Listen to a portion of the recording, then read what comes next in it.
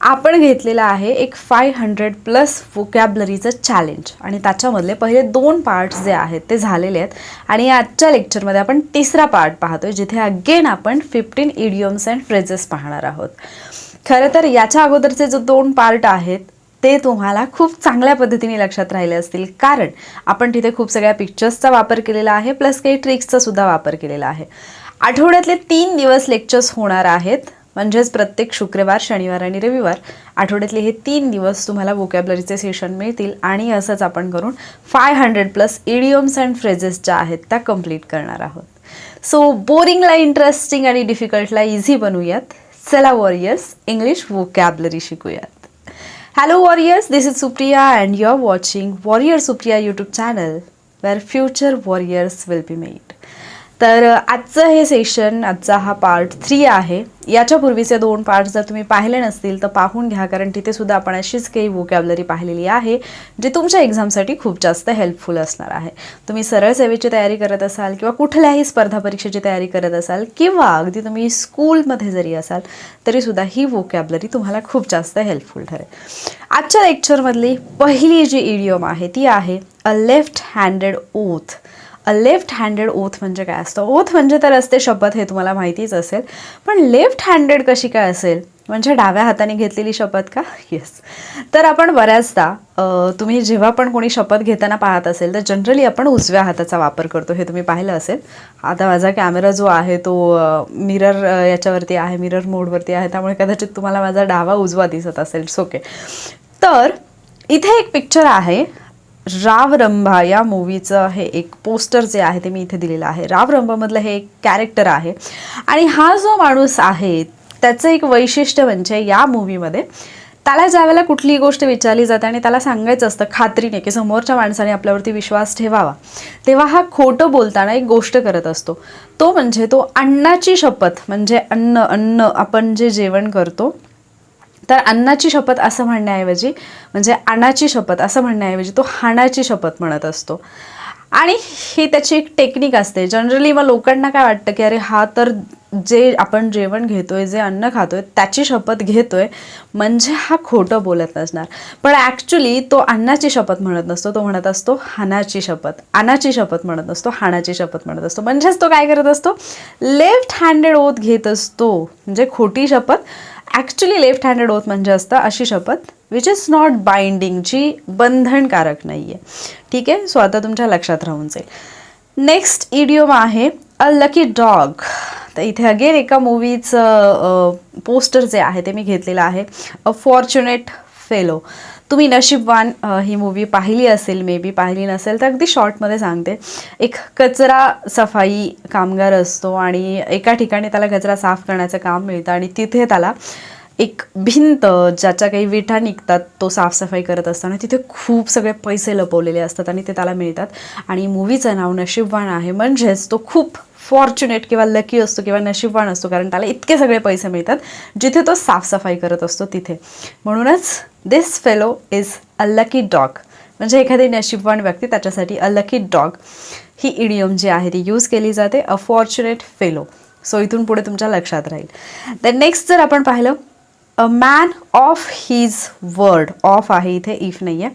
A man of his word.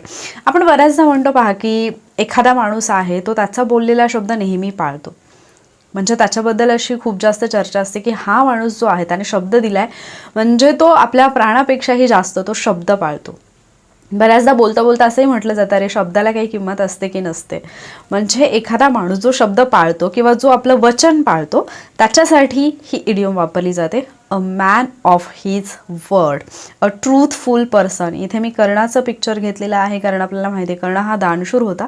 त्याच सोबत तो असा एक माणूस होता किंवा अशी एक व्यक्ती होती की ज्याने आपला शब्द जर दिला तर तो शब्द पाळतच होता. सो अ ट्रूथफुल पर्सन, याच्यासाठी आपण a man of his word ही इडियम यूज करतो. नेक्स्ट आहे a man of letters. Letter म्हणजे असतात अक्षरं.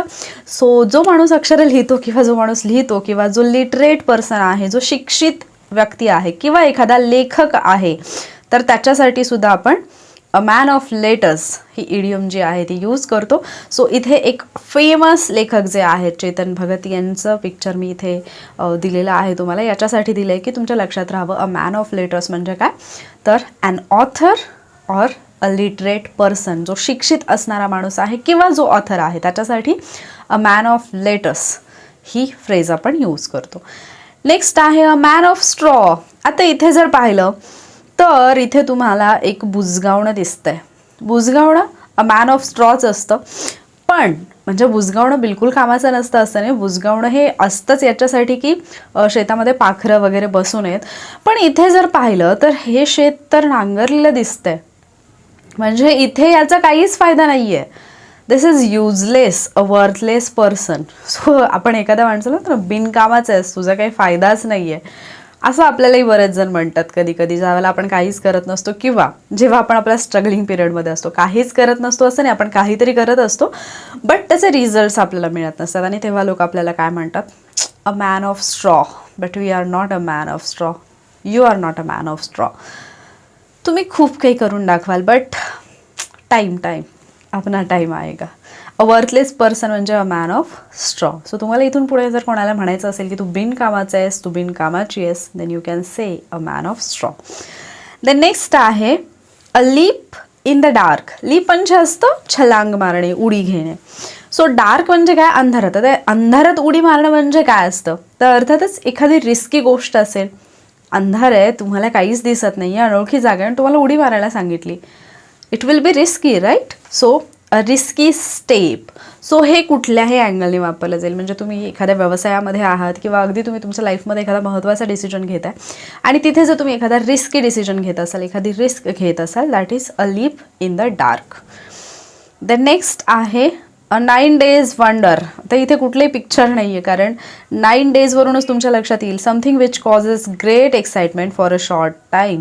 अगदी थोड्या कालावधीसाठी चालणारा जो उत्साह असतो, जी एक्साइटमेंट असते ती, ज्याला तुम्ही मराठीमध्ये म्हणतात नव्याचे किती दिवस असतात, 9 दिवस. नव्याचे 9 दिवस, अ 9 days वंडर. तर नेक्स्ट आहे अ स्क्रू लूज. हे तर तुम्ही खूप वेळा खूप कॉमनली यूज केलेलं असेल. एखादी व्यक्ती ज्याला काहीही बडबडते किंवा पॉईंटलेस बोलत असते किंवा एखाद्या व्यक्तीचं बोलणं वागणं आपल्याला समजत नाही, तेव्हा आपण म्हणतो तुझा स्क्रू ढिला झाला आहे का. So that is something wrong, म्हणजे काहीतरी चुकीचं घडतं आहे. तर एखाद्याच्या ब्रेनचा स्क्रू जो आहे तो ढिला होतो. So a screw loose. ठीक आहे, म्हणजेच काय, समथिंग रॉंग. द नेक्स्ट आहे अ स्लिप ऑफ पेन. तुम्ही लिहित आहात, खूप छान असं लिहित आहात. म्हणजे आता समजा मी इथे लिहित आहे, काय लिहित आहे मी, वॉरियर लिहित आहे, अँड सडनली कोणीतरी माझ्या हाताला असा धक्का दिला. तर काय झालं, मिस्टेक झाली लिहिताना. So a slip of pen म्हणजे काय, ॲन एरर इन रायटिंग. लिहिण्यातली जी चूक असते, लिखाणातली जी चूक असते, त्याला म्हटलं जातं अ स्लिप ऑफ पेन. तर इथे खूप सगळ्या मिस्टेक ज्या आहेत त्या मी इथे दिलेल्या आहेत. द नेक्स्ट जर आपण पाहिलं अ स्लिप ऑफ टंग, जे माझं बऱ्याचदा होतं, बोलताना आपल्याला एक शब्द बोलायचा असतो बट आपण म्हणजे आपली जीभ नाही वळत आणि आपण वेगळंच काहीतरी बोलतो. सो असं करावं लागतं नंतर. That is a slip of tongue. A verbal error म्हणजे बोलताना होणारी जी चूक असते. बऱ्याचदा असं तुम्ही मोठ्या मोठ्या लोकांच्या भाषणामध्ये वगैरे ऐकलं असेल की एखादी गोष्ट बोलतात अँड देन त्यांना रिअलाईज होते की अरे आपण चुकीचं बोललो, तर मग ते काय म्हणतात की स्लिप ऑफ टंग झालं. ठीक आहे. सो अ वर्बल एरर, बोलण्यातली जी चूक असते. टंग म्हणजे जीभ घसरणे मराठीमध्ये थोडक्यात. नेक्स्ट जर आपण पाहिलं तर नेक्स्ट आहे अ रॉ डील. अ रॉ डील म्हणजे काय असतं, आता पहा इथे जर तुम्ही पाहिलं तर इकडे हे 4 लोक मस्तपैकी छान अशा गप्पा मारतात, हसत खेळतात आणि हिला मात्र एकटीलाच ठेवलं बिचारीला कामाच्या ठिकाणी. म्हणजे इथे तिला जी ट्रीटमेंट मिळते आहे ती फेअर आहे का, नो. हे सगळे अनफेअर आहेत तिच्यासोबत. अनफेअर म्हणजे काय, तर थोडक्यात अन्यायाची वागणूक देतात, तिच्यासोबत फेअरली नाही राहत आहेत सगळे. सो याच्यासाठी जी इडियम वापरली जाईल that is a raw deal. म्हणजेच काय, अनफेअर ट्रीटमेंट, एखाद्याला अनफेअरली हे करतात, ट्रीट करतात, त्याच्यासाठी वापरलं जातं अ रॉ डील. मग बऱ्याचदा तुम्ही सुद्धा हा एक्सपिरियन्स केला असेल अ रॉ डीलचा, की ज्या वेळेला तुम्ही तुमचे भावंड वगैरे एकत्र जमलाय तर मे बी ते जर थोडेसे वेल सेटल्ड असतील तर तुम्हाला अशी ट्रीटमेंट दिली जाते. That is a raw deal. त्याच्यानंतर नेक्स्ट जर आपण पाहिलं अ स्टोन्स थ्रो. स्टोन्स थ्रो म्हणजे काय, तर इथे हा माणूस दगड मारतोय. आपण दगड कोणाला मारू शकतो, जे जवळपास आहे. ठीक आहे, जे आपल्या अगदी जवळ आहे, अगदी दगड मारून आपण त्या व्यक्तीला किंवा त्या गोष्टीला टच करू शकतो किंवा त्या गोष्टीपर्यंत आपण पोहोचू शकतो. सो अ स्टोन्स थ्रो म्हणजे दगड मारणं म्हणजे आपण दगड मारू आणि त्या समोरच्या गोष्टीला लागेल तो इतकं जवळ असणं. सो व्हेरी नियरसाठी अ स्टोन्स थ्रो किंवा ॲट स्टोन्स थ्रो ही इडियम जी आहे ती वापरली जाते. तर नेक्स्ट आहे अ टॉवर ऑफ स्ट्रेंथ. आता पहा, इथे हा माणूस जो आहे हा या टॉवरच्या सपोर्टने उभा राहिलेला आहे. आता जर समजा हा टॉवर नसता तर ह्या माणसाला तितकासा सपोर्ट मिळाला असता का नाही. कदाचित हा टॉवर जर नसेल किंवा जर हा टॉवर असा हलणारा डुलणारा असेल किंवा तो टॉवरच तितका स्ट्रॉंग नसेल तर हा माणूस खाली पडून जाईल, right. So a tower of strength म्हणजे काय असतो, ग्रेट सपोर्ट. सो आपल्या लाईफमध्ये आपले आईवडील असतील किंवा इतर कुठलीही व्यक्ती जी तुम्हाला सपोर्ट करते, जिचा खूप जास्त सपोर्ट तुम्हाला आहे, ती तुमच्यासाठी काय असेल, अ टॉवर ऑफ स्ट्रेंथ. सो आजपासून आईवडिलांसाठी ही इडियम जी आहे ती तुम्ही यूज कराल. My parents are my tower of strength, right. Next आहे a wild goose to chase. आता पहा, काही वेळेला ना आपण अशा गोष्टींच्या मागे पळत असतो ज्या कम्प्लिटली युजलेस असतात किंवा आपण असं म्हणूयात की ज्याच्यातून आपल्याला काहीच मिळणार नसतं. ठीक आहे, आपल्यालाही माहिती असतं की इथे फक्त आपले एफर्ट्स वाया जात आहेत, वेळ वाया जातो आहे, बट स्टील काही लोक अशा गोष्टीच्या मागे मागे मागे पळत असतात. That is a foolish and fruitless search. अशा गोष्टीचा शोध घेणं जी निरर्थक आहे किंवा अयोग्य आहे, अशा गोष्टीचा शोध घेणं याच्यासाठी वापरली जाते a wild goose to chase. म्हणजे आता हे दोन लोक आहेत, हा पक्षी काय त्यांना सापडणार नाही आहे पण तरीसुद्धा ते त्याच्यासाठी एफर्ट्स करत आहेत. सो ज्यावेळेला कोणी निरर्थक आणि अयोग्य गोष्टीचा शोध घेत असतं त्यावेळेला त्याच्यासाठी a wild goose to chase ही जी इडियम आहे ती यूज केली जाते. द नेक्स्ट आहे a wolf in sheep's clothing. ही खूप छान आहे. म्हणजे इथे पहा, वरून तर दिसते तुम्हाला शीप आहे, मेंढी आहे, पण ॲक्च्युली आहे कोण आतमध्ये, दॅर इज अ वुल्फ, लांडगा. सो एखादी व्यक्ती अशी असते जिला तुम्ही हिप्पोक्रेट किंवा डिसिवर म्हणजे जो फसवणारा आहे तो लबाड. हिप्पोक्रेट म्हणजे सुद्धा असतो कोण, ढोंगी, जो फसवणारा आहे, जो लबाड आहे असा माणूस. सो बऱ्याचदा आपण म्हणतो ना की हत्तीचे दाखवायचे दात वेगळे असतात, खायचे दात वेगळे असतात, असे जे लोक आहेत. किंवा मग आता इथे जे पाहिलं की ॲक्च्युली असताना तो लांडगा आहे पण वरून पाहिलं तर काय वाटतं की शीप आहे, मेंढी आहे. सो असे खूप सगळे काही लोक असतात जे ढोंगी असतात, वरून दाखवतात एक, त्या ॲक्च्युली असतात वेगळे. सो त्यांच्यासाठी ही इडियम वापरली जाते a wolf in a sheep's clothing. So अशा लोकांपासून तुम्हाला सावध राहायचं आहे. If there is a wolf in a sheep's clothing, before trusting anyone you should check it. ठीक आहे. सो आजच्या लेक्चरमधल्या 15 इडियम्स ज्या आहेत त्या झालेल्या आहेत. याच्यापूर्वीच्या ज्या होत्या त्या 30 ज्या होत्या त्या तुमच्या लर्न झाल्या असतील अशी आशा आहे. एकदा आपण क्विकली या 15 रिवाईज करूयात अँड देन आपण लेक्चर एंड करूयात. सो आजच्या लेक्चरमधली सगळ्यात पहिली जी इडियम होती ती होती अ लेफ्ट हँडेड ओथ. मी सांगितलं हानाची शपथ किंवा अशी शपथ अशी होत जी बाइंडिंग नाही आहे, बंधनकारक नाही आहे. Then a lucky dog. मग एखादा माणूस ज्यावेळेला खूप काही अचीव करतो त्याला म्हटलं जातं what a lucky dog he is, म्हणजे काय फॉर्च्युनेट किंवा काय लकी पर्सन आहे तो.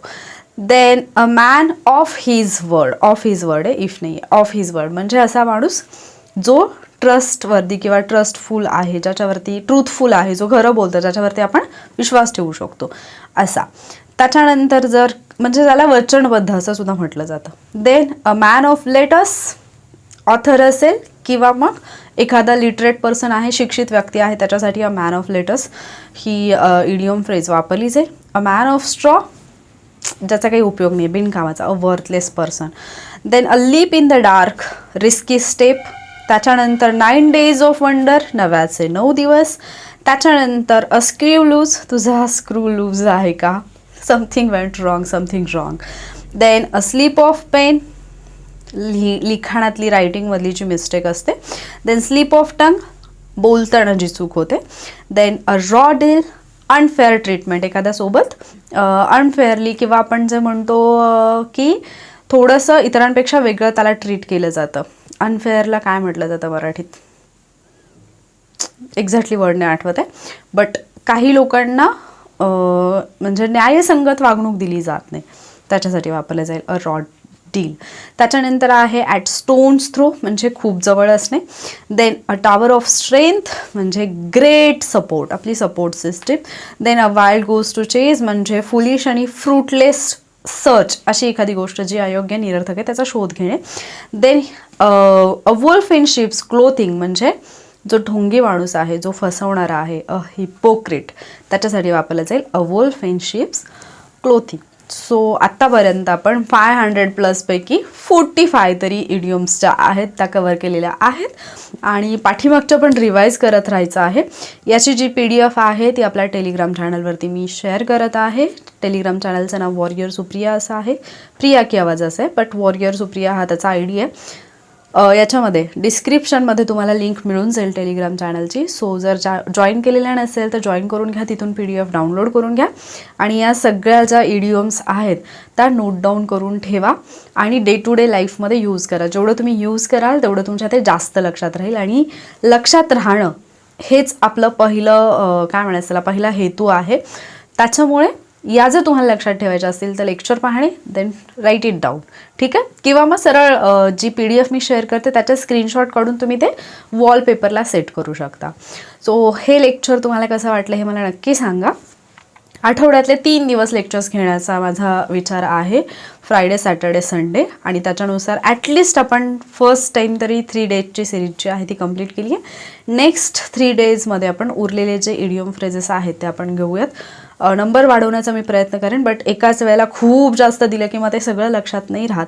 त्याच्यामुळे मग थोडं थोडं करत आपण वाढवणार आहोत. सुरुवातीला इझी, देन आपण थोडं थोडं डिफिकल्ट लेवलकडे जाणार आहोत, ठीक आहे. सो हा उपक्रम तुम्हाला कसा वाटला हे मला नक्की सांगा. इडियम फ्रेजेस लक्षात राहत आहेत का हे सुद्धा सांगा. आणि जर तुम्हाला हे लेक्चर हेल्पफुल वाटत असेल तर व्हिडिओला लाईक आणि शेअरसुद्धा करा. असेच व्हिडिओज पाहण्यासाठी आणि पुढचा पार्ट पाहण्यासाठी चॅनलला सबस्क्राईब करून ठेवा. सोबतच बेल आयकॉनला सुद्धा क्लिक करा. लवकरच भेटूयात पुढच्या लेक्चरमध्ये. तोपर्यंत take care, bye bye, thank you.